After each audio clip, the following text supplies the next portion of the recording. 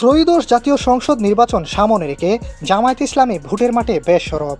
নির্বাচন কবে হবে সেরকম ধারণা না থাকলেও আসনওয়ারি নির্বাচনে কৌশল নিয়ে এগিয়ে যাচ্ছে দলটি।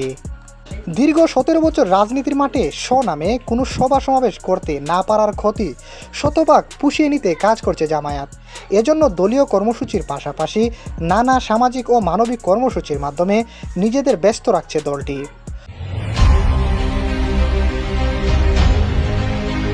দ্রব্যমূল্যের ঊর্ধ্বগতিতে বিভিন্ন রকম সাহায্য সহযোগিতা নিয়ে সাধারণ মানুষের মাঝে নানাভাবে দাঁড়ানোর চেষ্টা করছেন দলটির নেতারা।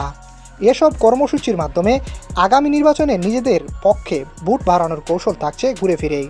আসনওয়াইজ জামাতের শক্ত অবস্থান রয়েছে এমন আসনগুলোতে নির্বাচনমুখী কর্মকাণ্ড জুড়ে সুরেই চলছে।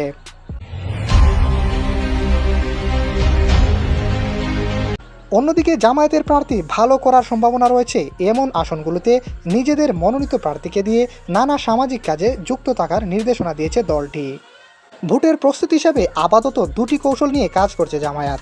দুই কৌশলের মধ্যে রয়েছে একক নির্বাচনের সর্বাত্মক প্রস্তুতির পাশাপাশি জোটগত নির্বাচনের চিন্তাও।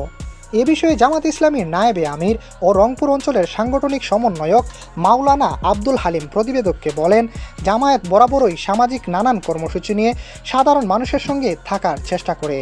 এটি নিয়ে নতুন করে কোনো নির্দেশনা দেওয়ার প্রয়োজন নেই।